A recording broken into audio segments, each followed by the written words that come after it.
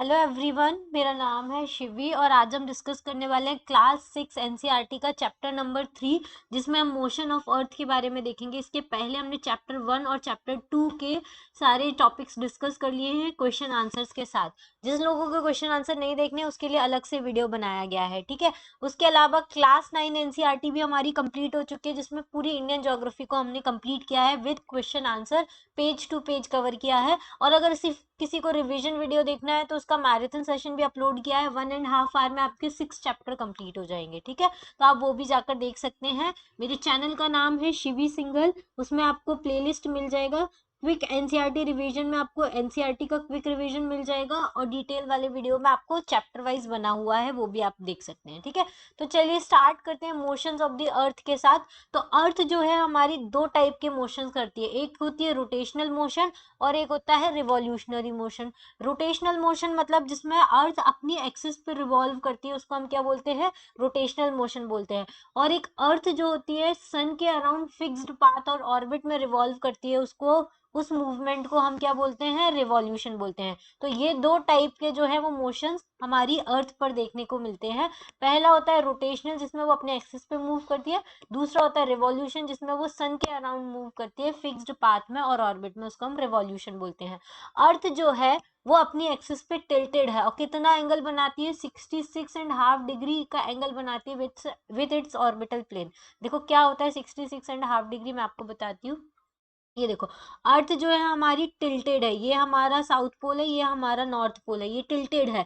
Orbital plane मतलब ये जो हमारा प्लेन है, इससे कितना एंगल बना रही है, 66.5 डिग्री का एंगल बना रही है, ठीक है। ये ऑर्बिटल प्लेन है, इससे 66.5 डिग्री का एंगल बना रही है, तो ये कितना टिल्टेड है, इधर 23.5 डिग्री टिल्टेड है, इतना टिल्टेड है ये, ठीक है। थोड़ी सी झुकी हुई है अर्थ अपनी एक्सिस पे, इस वजह से क्या होता है, इसमें हम लोगों को डे और नाइट के ड्यूरेशन में डिफरेंसेस देखने को मिलते हैं। देखो अब हम देखते हैं, ऑर्बिटल प्लेन से टिल्टेड है, इसलिए अर्थ रिसीव क्या करती है, लाइट फ्रॉम द सन।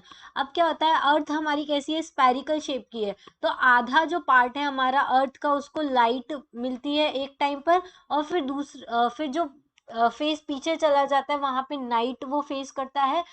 तो ये ऐसे क्या होता है, सन क्या करती है, डे एक्सपीरियंस करती है जब अदर हाफ वे जो होता है सन के सामने होता है, और अदर हाफ वे जो होता है वो नाइट एक्सपीरियंस करता है जब सन उसके सामने नहीं होता है। तो सर्कल को डिवाइड किया है, day from night on the globe is called the circle of illumination. The circle that divides the day from the night on the globe is called the circle of illumination। मतलब जितने portion में light गिरती है सन की, उस portion को हम क्या बोलते हैं, सर्कल ऑफ इल्यूमिनेशन बोलते हैं, ठीक है। और ये जो पार्ट है जहां पे लाइट गिर रही है, मान लो ये वाला जो पार्ट है जहां पे लाइट गिर रही है, वहां पर क्या होगा, डे होगा, मतलब वहां पे डे टेम्परेचर दिखेगा, दिन का टाइम रहेगा, और जो सर्कल ऑफ इल्यूमिनेशन के पीछे वाला पोर्शन रहेगा वहां पे नाइट एक्सपीरियंस होगा, ठीक है। तो सर्कल जो है हमारी एक्सिस के साथ कोइंसाइड नहीं कर रहा है। देखो एक्सिस हमारी ऐसे टिल्टेड है, जबकि हमारा सर्कल ऑफ इल्यूमिनेशन जो है वो इधर हाफ वे में फॉल कर रहा है। इसके वजह से हमारे यहाँ पे इक्वल डे और इक्वल नाइट नहीं होते हैं। अर्थ जो होता है 24 आवर्स लगाता है वन रिवॉल्यूशन को कंप्लीट करने के लिए अपनी एक्सिस पे, और पीरियड ऑफ रोटेशन जो होता है उसको हम क्या बोलते हैं, अर्थ डे बोलते हैं। मतलब एक दिन, जितने दिन में वो अपने एक्सिस पे रोटेट होता है, उसको हम क्या बोलते हैं, अर्थ डे बोलते हैं। इसको हम daily motion of the earth भी बोलते हैं। क्या बोलते हैं, daily motion of the earth. देखो जिसको नहीं समझ में आया एक बार और समझ लीजिए, अर्थ अपनी एक्सिस पर एकदम सीधी नहीं है, वो टिल्टेड है। ऑर्बिटल प्लेन से कितना एंगल बना रही है, वो 66.5 डिग्री का एंगल बनाती है, ठीक है। इतना वो टिल्टेड है, 23.5 डिग्री टिल्टेड है। अब जो लाइट इसके ऊपर फॉल होगी वो एक्सिस को कोइंसाइड नहीं कर रही है, वो डायरेक्टली हाफ पोर्शन पे क्या होती है, सन की रेज आती है, जिसको हम क्या बोलते हैं, सर्कल ऑफ इल्यूमिनेशन बोलते हैं। इस वजह से आधा जो पोर्शन है वहां पे डे हमको एक्सपीरियंस होता है, और पीछे वाला जो पोर्शन है, आधा वो पोर्शन जो है वो नाइट एक्सपीरियंस होता है। फिर जब ये रोटेट होके आएगी तो ये वाला पोर्शन सनलाइट में आ जाएगा और ये वाला पोर्शन डार्कनेस में आ जाएगा, इस वजह से यहाँ नाइट हो जाएगी और यहाँ पर सनलाइट हो जाएगी, ठीक है। तो ये सारी दो चीजें होती है। अब अगर अर्थ रोटेट नहीं करेगी तो क्या होगा, तो अर्थ का एक आधा हाफ जो है वहां पे सन फेस करेगा तो वहां पे पूरे दिन क्या रहेगी, गर्मी रहेगी, वार्म सीजन रहेगा। और जो अदर हाफ है वहां पे हमेशा डार्कनेस रहेगी, तो फ्रीजिंग कोल्ड रहेगा ऑल दी टाइम। तो लाइफ जो है दोनों ही एक्सट्रीम कंडीशन में पॉसिबल नहीं हो पाएगी। तो जो अभी हम लाइफ जी रहे हैं अर्थ की रोटेशन की वजह से ही जी रहे हैं, क्योंकि हमारे यहाँ आधा दिन रहता है, आधी रात रहती है, तो ना बहुत ज्यादा गर्मी होती है ना बहुत ज्यादा ठंडी होती है। देखो पोल्स पे क्या होता है, 6 मंथ नाइट्स रहती है, 6 मंथ डे रहता है। इस वजह से वहां पे एक्सट्रीम वेदर कंडीशन होती है, इस वजह से पोल पर लाइफ सर्वाइव नहीं कर पाती है। Second motion of the earth क्या होता है, सन के अराउंड रिवॉल्व करना, एक ऑर्बिट में रिवॉल्व करना, जिसको हम क्या बोलते हैं, रिवॉल्यूशन बोलते हैं। कितना टाइम लगाता है ये अपने एक रिवॉल्यूशन में, तो 365 एंड 1/4 डे लगाता है एक रिवॉल्यूशन में। हम इसको इसलिए हम एक ईयर को कंसिडर करते हैं 365 डेज, और 6 आवर्स को इग्नोर करते थे। फिर ये 6 आवर 4 साल में कंबाइन होके 1 डे बनाते हैं, उसको हम क्या बोलते हैं, लीप ईयर बोलते हैं। लीप ईयर में इस वजह से क्या होता है, 366 डेज होते हैं, ठीक है। एंशिएंट इंडियन एस्ट्रोनॉमर जो थे आर्यभट्ट, उन्होंने बोल दिया था कि जो अर्थ है वो अपने एक्सिस पे रोटेट भी करती है, अर्थ जो है वो राउंड है और अपने एक्सिस पे क्या कर रही है, रोटेट कर रही है। ये हमको एस्ट्रोनॉमर ने ही बता दिया था। अब देखो सन जो है, सन के अराउंड जो अर्थ रिवॉल्व होती है वो इलिप्टिकल पाथ में होती है, सर्कुलर पाथ में नहीं होती है। इसलिए सन से अर्थ की पोजीशन अलग अलग होगी, और उसके वजह से रिवॉल्यूशन के वजह से सीजन्स बनेंगे, क्योंकि अलग अलग पोजीशन पे होगी तो अलग अलग तरीके से सनलाइट जो है वो हमारी अर्थ पर देखने को मिलेगी। क्लियर। तो देखो पहला जो है वो हम देखेंगे, जब हम स्टार्ट करते हैं, हम जो देखेंगे वो नॉर्दर्न हेमिस्फीयर के कॉन्टेक्स्ट में देखेंगे, क्योंकि हम नॉर्दर्न हेमिस्फीयर में रहते हैं, तो हमें ज्यादा हम फैमिलियर है कि कब हमारे यहाँ समर सीजन आता है, कब हमारे विंटर सीजन आता है। नॉर्दर्न हेमिस्फीयर में जैसा होता है उसके जस्ट अपोजिट क्या होता है, विंटर सीजन में होता है। क्लियर।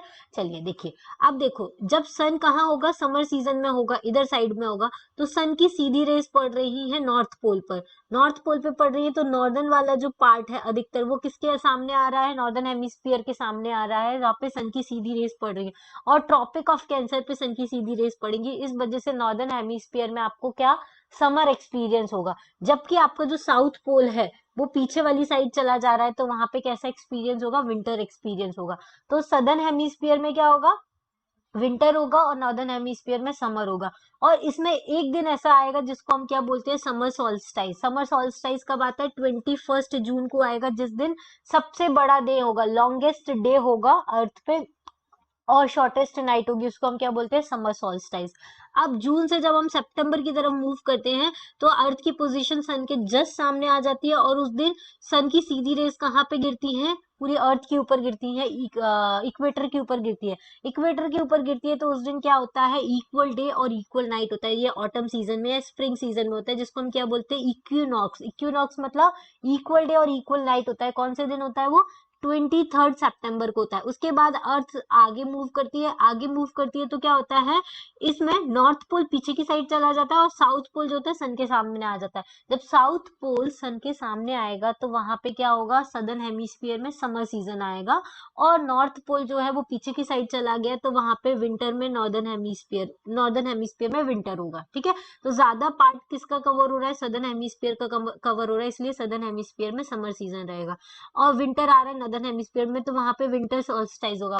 विंटर सॉल्स्टाइस मतलब लॉन्गेस्ट नाइट होगी और शॉर्टेस्ट डे होगा। कौन से दिन होता है ये, 22 दिसंबर को दिन होता है। क्लियर। उसके बाद हम आगे मूव करेंगे, तो वापस इक्विनॉक्स आएगा, सन की सीधी रेस पड़ेगी इक्वेटर के ऊपर, तो इक्वल डे इक्वल नाइट होगा 21 मार्च को। तो 21 मार्च और 23 सितंबर ऐसा दिन है जब इक्वल डे इक्वल नाइट होती है। 21 जून को लॉन्गेस्ट डे होता है, और 22 दिसंबर को लॉन्गेस्ट नाइट होती है। क्लियर। ठीक है। अब 6 आवर्स जो हमने सेव किए थे एक ईयर में से, वो 24 आवर्स बना देंगे 4 साल में। तो इस सरप्लस को ऐड करेंगे मंथ ऑफ फेब्रुवरी में, तो मंथ ऑफ फेब्रुवरी में कितने डेज होंगे, 29 डेज होंगे इंस्टेड ऑफ 28 डेज। और इस ईयर को हम क्या बोलते हैं, जो 366 डेज का होता है उसको हम लीप ईयर बोलते हैं। क्लियर। 3.3 में क्लियरली मेंशन किया है कि अर्थ जो है वो सन के अराउंड इलिप्टिकल ऑर्बिट में मूव कर रहा है। अर्थ जो है इंक्लाइंड है in the same direction, orbit के सेम डायरेक्शन में इंक्लाइंड है। ईयर जो होता है यूजुअली 4 सीजन्स में डिवाइड होता है, summer season, winter season, spring season and autumn season. ठीक है, सीजन जो चेंज होते हैं वो अर्थ की पोजीशन के चेंज होते हैं सन के अराउंड। अभी हमने देखा कि अर्थ की पोजीशन अलग अलग हो रही है, उसके वजह से हमारे जो सीजन है चेंज हो रहे हैं। इधर समर है, फिर इधर ऑटम है, फिर इधर विंटर है, फिर स्प्रिंग सीजन है। और जो नॉर्दर्न हेमिस्फीयर में सीजन होंगे उसके जस्ट अपोजिट किधर होंगे, सदर्न हेमिस्फीयर में हमको देखने को मिलेंगे। क्लियर।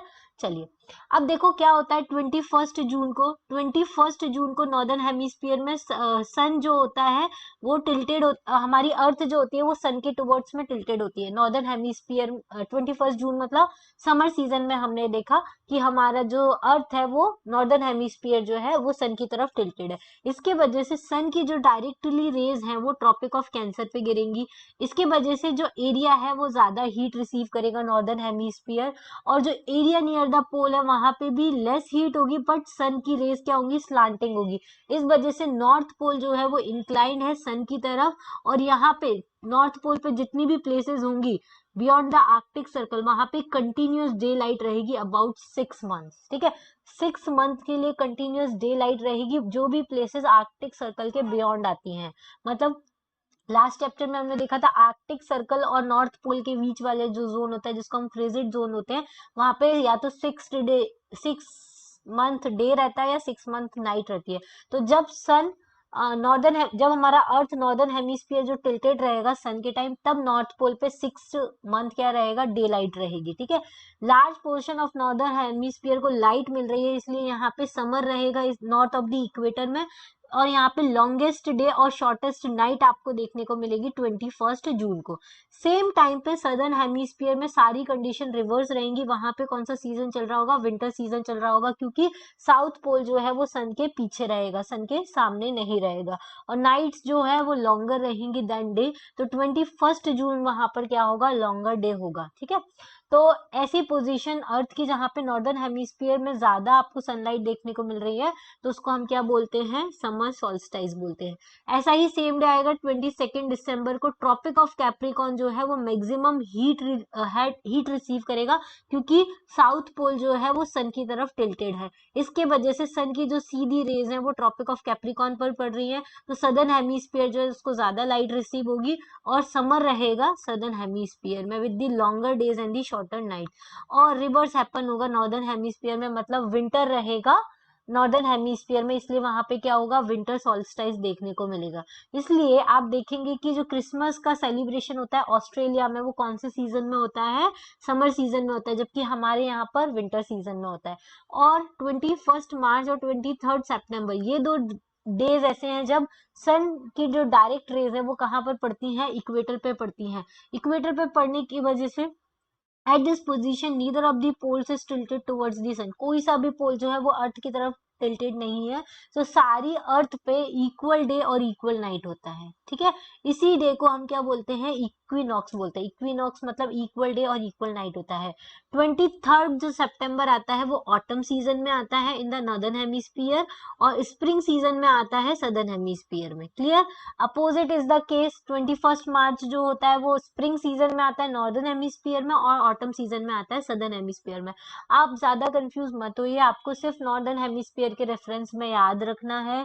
जो बच्चे नॉर्दर्न हेमिस्फीयर में रहते हैं, मतलब इंडिया ऑस्ट्रेलिया इंडिया में रहते हैं, तो वो तो नॉर्दर्न हेमिस्फीयर में ही आएंगे। तो हम अपने आप से रिलेट कर सकते हैं कि समर कब आता है, तो जून में आएगा, तो समर सॉल्स्टाइस आ जाएगा। उसके बाद ऑटम आएगा सितंबर में, उसके बाद विंटर सीजन आएगा 22 दिसंबर के टाइम पे, तो लॉन्गेस्ट नाइट वाला टाइम आएगा। उसके बाद फिर और स्प्रिंग सीजन आ जाएगा नॉर्दर्न हेमिस्फीयर में। क्लियर। चलिए, दस हमको क्या मिलता है, there are the days and the nights changes in the season because of the rotation. Days और नाइट जो है वो डेज और नाइट में जो चेंजेस आ रहे हैं सीजन में, वो रोटेशन की वजह से आ रहे हैं और रिवॉल्यूशन की वजह से आ रहे हैं। ठीक है, thus you find there are the days and the nights and changes in the season because of the rotation and the revolution of the earth respectively। देखो डेज और नाइट बन रहे हैं अर्थ की रोटेशन की वजह से, और सीजन में चेंजेस हो रहे हैं अर्थ के रिवॉल्यूशन की वजह से। तो ये दो चीजें हो रही हैं अर्थ में, रोटेशन एंड रिवॉल्यूशन। आज के लिए इतना ही। नेक्स्ट इसके बाद एक और लेक्चर अपलोड होगा जिसमें हम एक्सरसाइज डिस्कस करेंगे। जिन बच्चों को एक्सरसाइज नहीं देखनी है वो यहाँ स्किप कर सकते हैं। जिनको एक्सरसाइज देखनी है वो डायरेक्टली लिंक पर जा सकते हैं। इसके बाद मैं एंड स्क्रीन लगा दूंगी, उसमें डायरेक्टली आप जाकर एक्सरसाइज देख सकते हैं। ठीक है, आज के लिए इतना ही। Thank you, thanks for watching and have a good day.